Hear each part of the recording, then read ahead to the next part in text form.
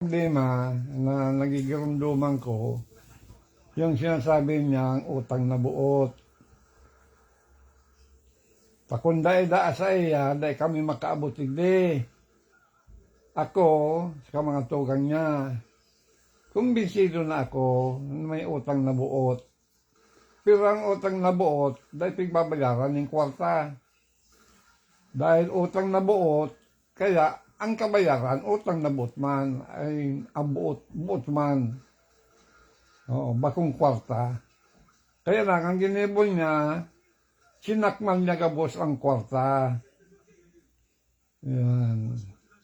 Pag gusto niya, magbayad sa iya ng mga, dahil sa utang na buot. No. Ang may utang na buot sa iya, si Sunny, saka si Jerry.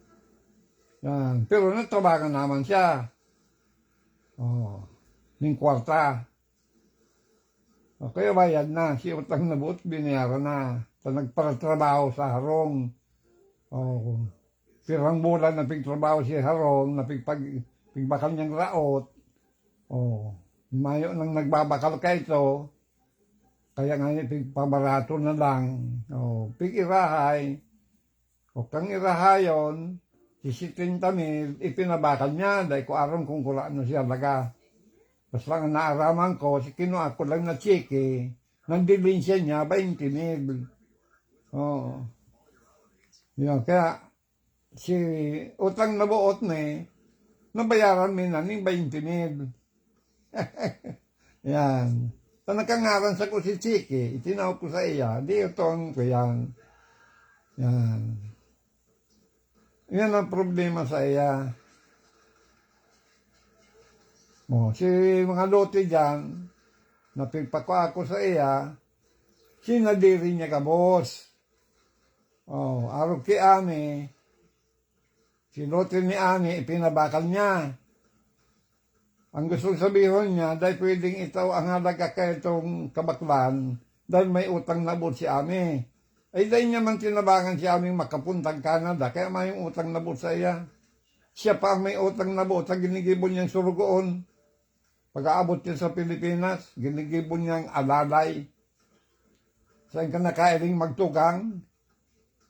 Nag-iibahan sa tinampo, nakabistila siyang malinigon. Una mo kung sisay na mayaman, si tugang niya, nakabata sala. Pansurgoon na kuya. Kaya, tagamit-bit ng payong. Saan nga nakailing kaya, hindi ba kung tugang ang pagiling niya? Dahil, habo siya kan mga kwenta, si Ami, maski na tiyos, magayon. Ay habo siya kan magayon ng tugang, ang gusto niya si mga pangit.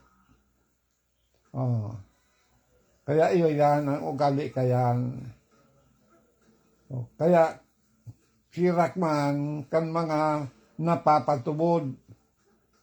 Araw mo niyan, nagrereklamo ang mga aki niya dahil ang piga-arkilahan nindang harong dahil nababayaran sa tamang kayan. Kaya, ang arkila niya ngunyan sa harong, napig-iistaran niya, 3,600. Ay maman siyang trabaho, may man siyang pagsasalirig di. Kaya ang ginigibol niya, pigpa-arkilahan niya sa mga aki niya. Si Dua, na gurang, iyo ang nag-aarkila. Cashier niya sa pag-arkila. Kaya si mga kwarto, sa Kigari,